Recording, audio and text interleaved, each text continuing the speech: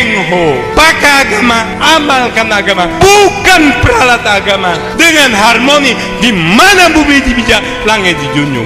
Assalamualaikum warahmatullahi wabarakatuh. Saudara beriman, tidak banyak orang tahu kenapa pembangunan Masjid Cheng Ho pertama kali adanya di Surabaya. Kenapa tidak di Aceh, tempat persinggahan pertama Laksamana Cheng Ho pada tahun 1405.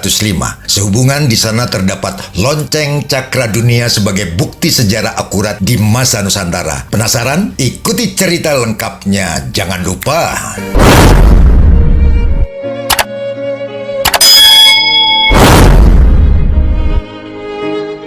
Pada saat Laksamana Cheng Ho mendarat di pesisir Pulau Jawa, saat itu sedang terjadi perang saudara antara pasukan Majapahit dan Blambangan. Sekalipun Cheng Ho terlibat dalam peperangan itu dan 170 orang dari awak rombongan terbunuh, namun tujuan utamanya bukan untuk menguasai atau menjajah, tapi mampu mendamaikan Majapahit dan Blambangan. Kalau ilmu Cheng Ho seperti hujan, turun air tawar. Bukan air keras, air aki, sejuk seperti Nabi Muhammad. Laksamana Cheng Ho bukan saja sebagai juru damai antar umat manusia, tapi juga sangat layak dengan sebutan Duta Syiar Islam di era Nusantara. Metode dakwah yang diterapkan Cheng Ho unik, menarik, dan merakyat. Bukan dengan menyediakan sarana ibadah, melainkan dengan cara menanamkan konsep nilai-nilai Islam dalam kehidupan sehari-hari masyarakat pada tiap tempat yang dikunjungi. Sehingga menjadi contoh perilaku saling menghargai dan bertoleransi, sekaligus plus bonus berbagi ilmu tata ekonomi baik berdagang maupun bercocok tanam.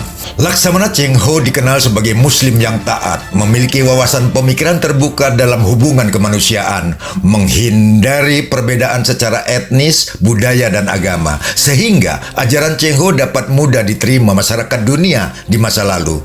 Untuk mengenang jasa Laksamana Cheng Ho sebagai Duta Syiar Islam di masa Nusantara, maka Bapak HMY Bambang Suyanto bersama Persatuan Islam Tionghoa Indonesia atau disingkat PITI tercetus gagasan untuk membangun Masjid Muhammad Cheng Ho di Surabaya, dimulai sejak tanggal 15 Oktober 2001. Diawali peletakan batu pertama oleh tokoh Muslim Tionghoa dan sejumlah masyarakat Jawa Timur. Rancangan Masjid Muhammad Cheng Ho Indonesia terilhami dari bentuk Masjid New Ji di Beijing yang dibangun pada tahun 996 Masehi.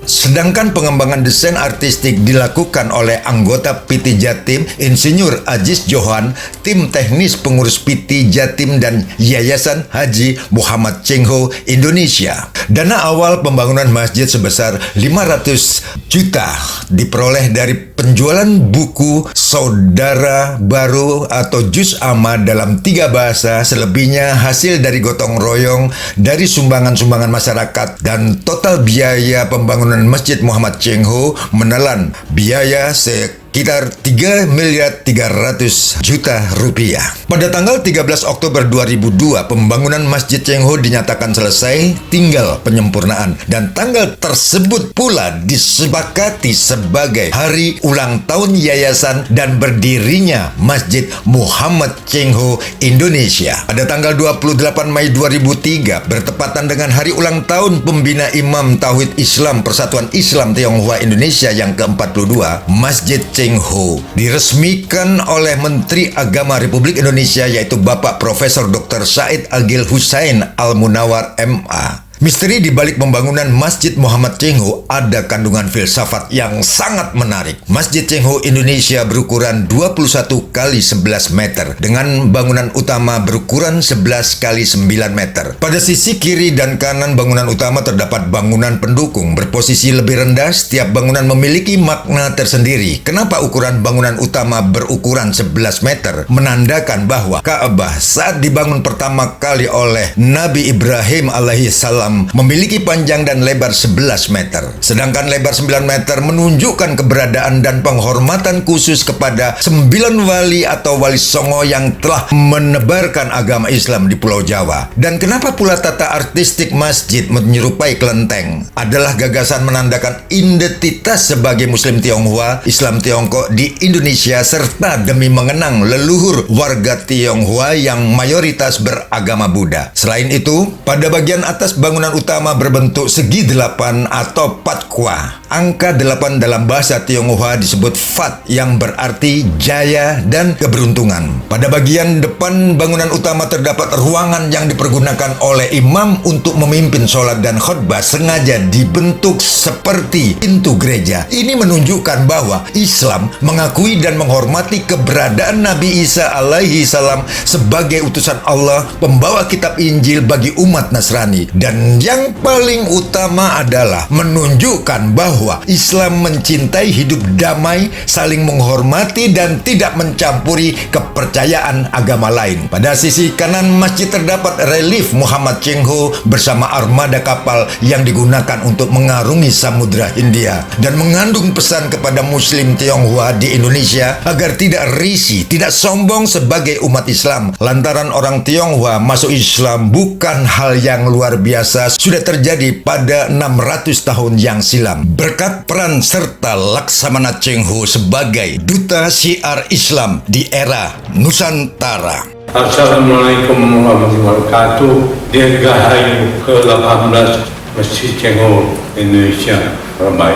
Mengucap alhamdulillah budaya Cheng Ho sudah gaung ke dunia dan NKRI. Sementara ini kita sudah 18 masjid.